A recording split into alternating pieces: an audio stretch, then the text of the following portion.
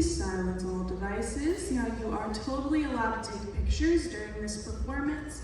Just make sure you turn that flash off, as sudden bright lights can distract our performer. And any harassment of said performer will result in your removal from the theater for the remainder of your day. So please play along, but do be kind. And of course, enjoy the show! All right, scientists, make some noise for Science Live!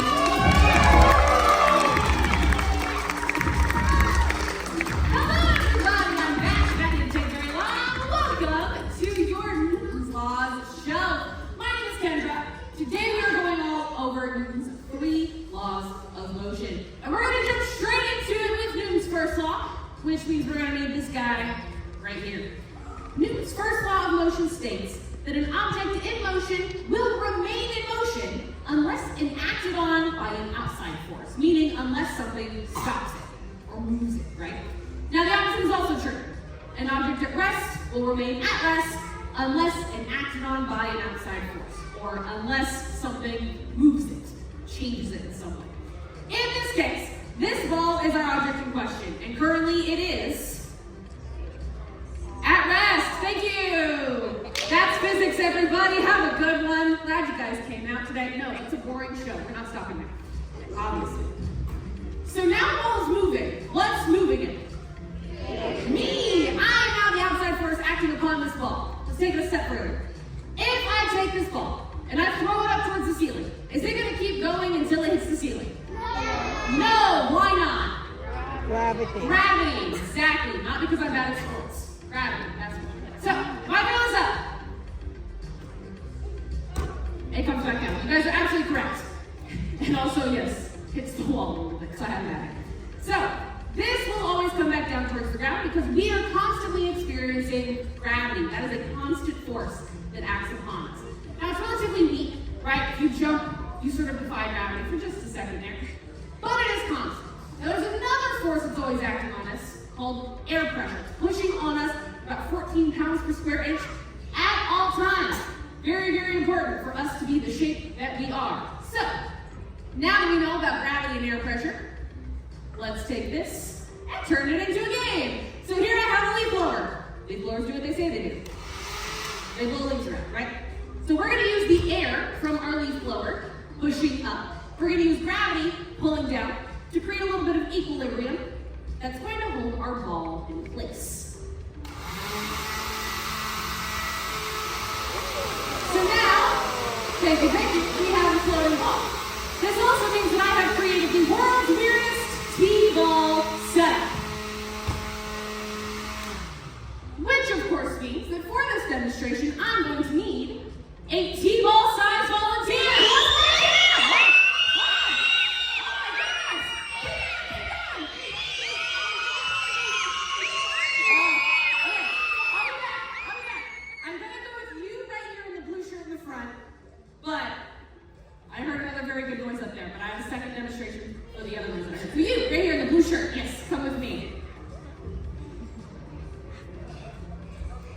Okay, hello friend, what's your name? Eugen? Round of applause for Eugen, everybody! All right, Eugen, safety first, very, very important, okay? Now, Eugen, have you ever played T-ball before? No, right. Do you know what T-ball is? Don't know. It's gonna work well. Do you know what baseball is? You have a bat. And you hit it. And then somebody will catch. They go out. And then if you don't get caught, you say, absolutely, yeah. So we're gonna kind of play baseball, but I'm not gonna throw any. A bat. You're gonna take this bat, you're gonna hit that beach ball into the audience. Audience! That beach ball is gonna come flying at your faces. Yeah, so good news. It's a beach ball. If it hits you in the face, it won't hurt. But keep in mind, I've never met this child. I cannot speak to their age. So, try and catch it, throw it back. So here's what's gonna happen, okay? I'll give you that countdown. 3, 2, 1. You'll hit the ball that way, okay? One very, very important rule, Eugen. Do not hit me. Okay, fantastic, there you go. Easy enough, right? All right, so I'm gonna put this bat on this floating Yeah? Okay, in 3, 2, 1, yay!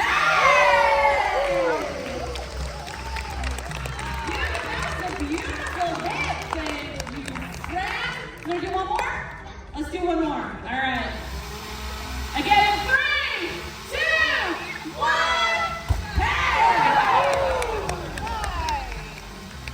fantastic and good, sir. Okay, we're gonna call that a home run. Now, what do you usually do when you get a home run?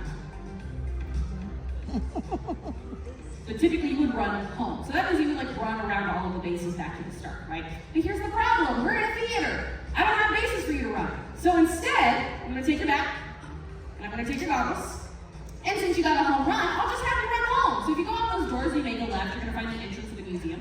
You go out those doors, keep going straight, you're gonna hit I-40. I don't know where you live, but you look smart, so pick a direction from there. Yes, that's what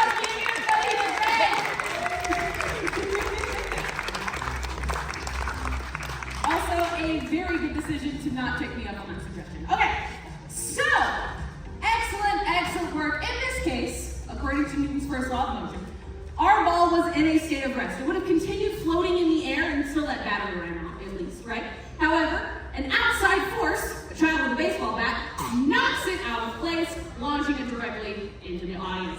Very good. That means that we are now on to Newton's second law of motion. For Newton's second law of motion, we're going to need this object right here. If you do not recognize this object, that's fair. This is a gigantic rubber band. Yeah, and because it's a rubber band, that means it stretches, so it only gets longer from here. This is already about 4 times taller than I could ever hope to be, which means for this demonstration, once again, I'm going to need a volunteer!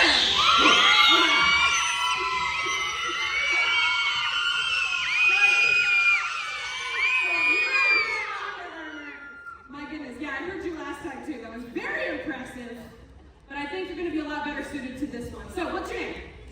Colt, round of applause for Colt, everybody! All right, Colt, first things first, safety, we gotta get you some goggles. Nobody's losing an eyeball today, not on my watch.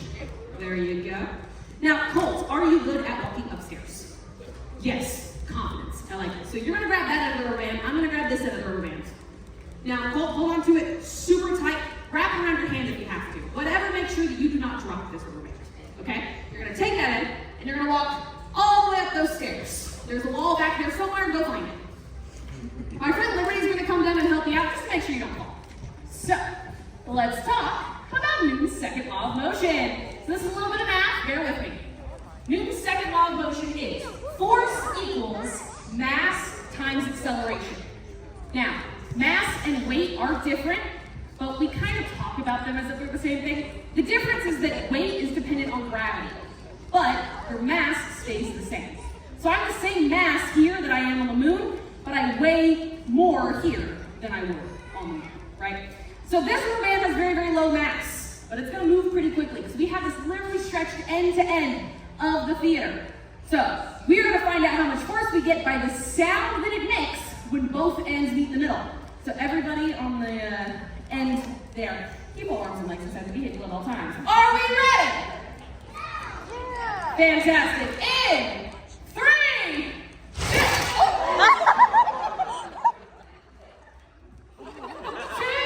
1. Colt. Okay. You like her?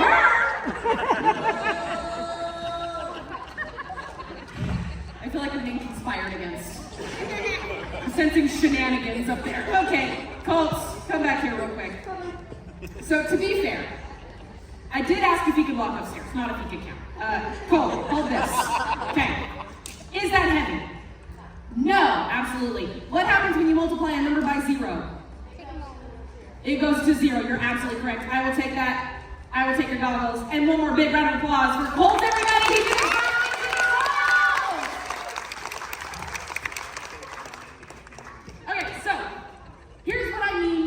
He did exactly as he was told. Ladies and gentlemen, this demonstration is a setup. Thank you. That's right. I went to acting school. Okay, so here's the thing. So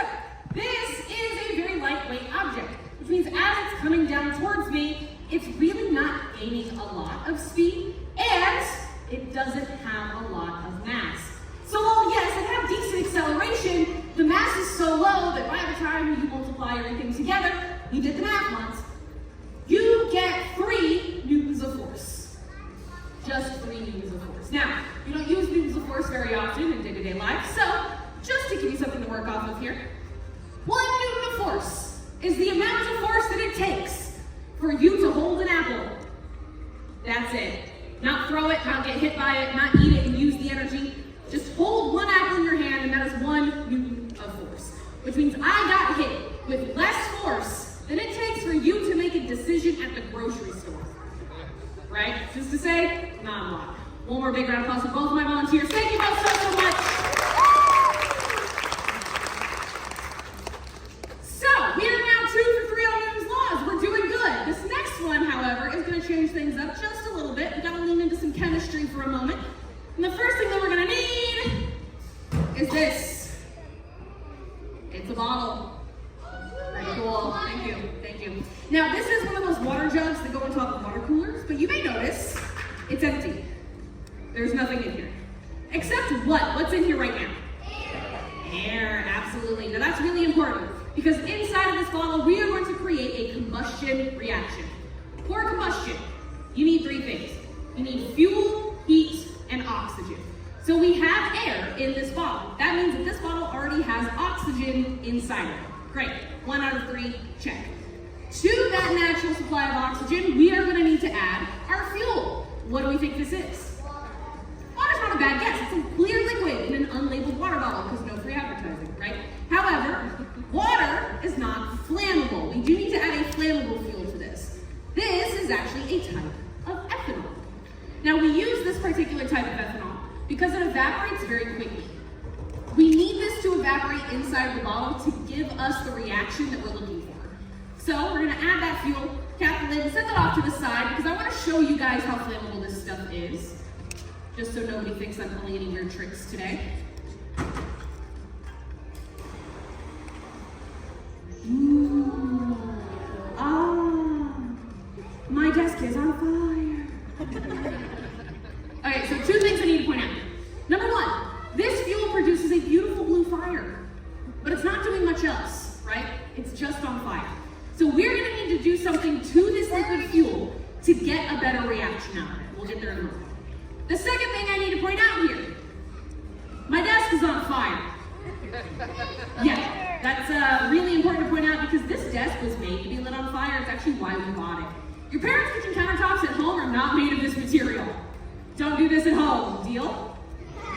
Thank you. Thank you. Those 4 children that agreed have now agreed for all of you. Okay. So now, inside of my bottle, we have our liquid fuel. It's sitting down there at the bottom, sloshing around. I can't reach it if it's sitting at the bottom. I need to get a candle all the way to the back here. That's kind of difficult to do. So instead, what we're going to do is we're going to make this easier for ourselves. I'm going to take this liquid, knowing it already evaporates, and I'm going to agitate it so that it evaporates even faster inside the bottle. As it does so, it's going to expand, turning into a gas, and it's going to take up all of the space instead of just a little bit of space down here. When it takes up all of the space, that means I will be able to successfully ignite this from the top, and because it's taking up more space, it's going to give us a much better reaction. But this part does take a little bit of time, so welcome to this part of the show. Thank you, thank you. You're doing a great job. Oh, I need it, cool. That's fun. Ooh, fun class. Alright. Guys having fun yet? Yeah! Thank you! 10 more minutes. Have this one. No, okay, so clearly I know that this is not an entertaining part of the show. I'm very sorry about that. But here's the thing, very important, okay? 2 things are happening. 1, I think it's really important that I show you guys that sometimes science is not just a big flashy fire explosion. Sometimes, and a lot of times actually, science is just waiting for something to get shaken enough that it works the way you want it to. If you know what a centrifuge is, you already know where I'm coming from. The second and very important thing that's happening here is, I'm on the clock, I'm getting paid. Longer mistakes, more money.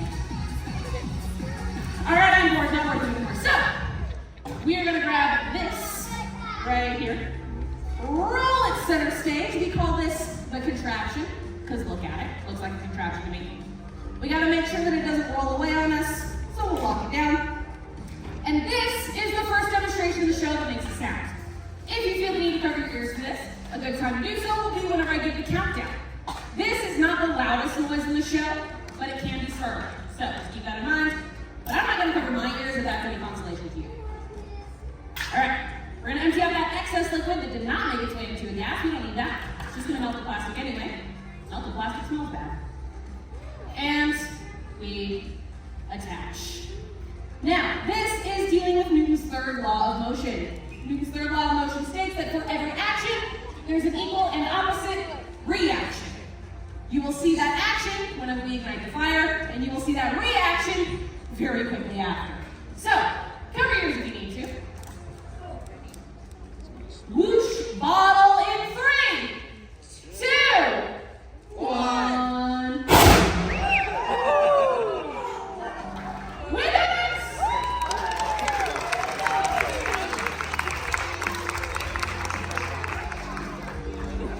Alright. So, I'm taking a rubber stopper, putting it into the opening of the bottle. That's taking the oxygen away from the fire, putting the fire out, so once again, I don't melt the plastic. It smells awful. I don't want that. Alright, so, we just witnessed Newton's third law in motion. The action again was the fire. All of that fire is energy. Heat is energy. And it goes out of what we call the path of least resistance. In this case, the path of least resistance is quite literally the opening of the bottle, the neck of the bottle. All that energy goes this direction, causing the bottle to go up and around the equal, opposite direction, giving us that spin. Newton's third law of motion is how we launch fireworks into the sky, and it's how we launch rockets into space. And I think it's very cool. Big round of applause for the Whoosh Bottle!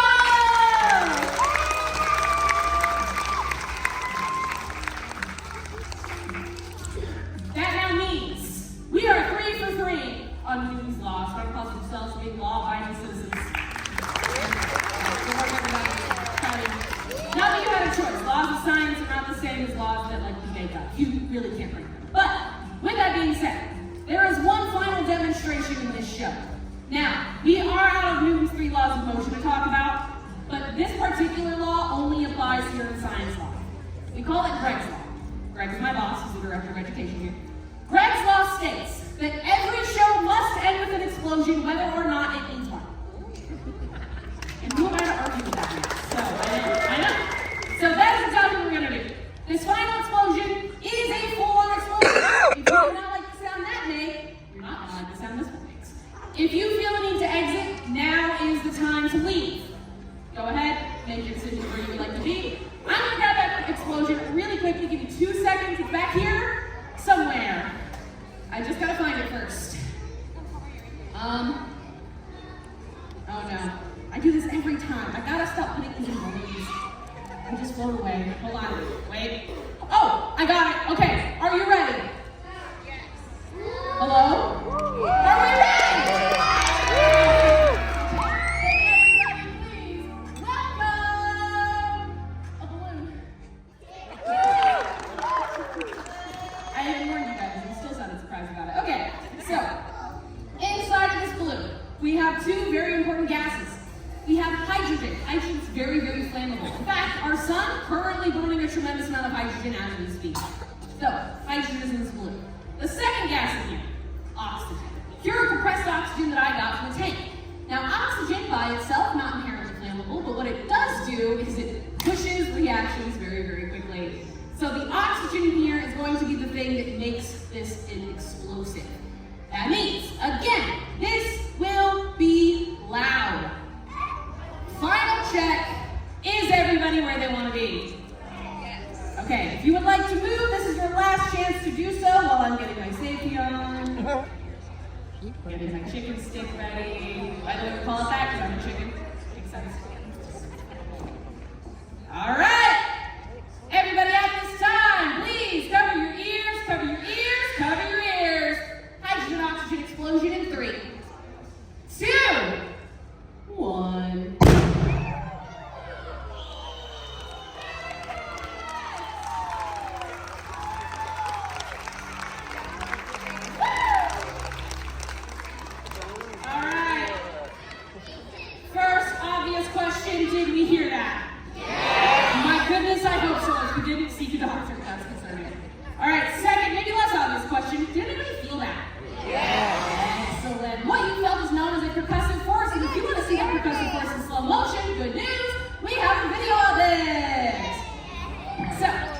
this is the same hydrogen oxygen explosion, but we added ion power, gives it that sparkle that you see coming off, so that way you can see the movement of the energy going out. And on top of that, we have animated some blue rings.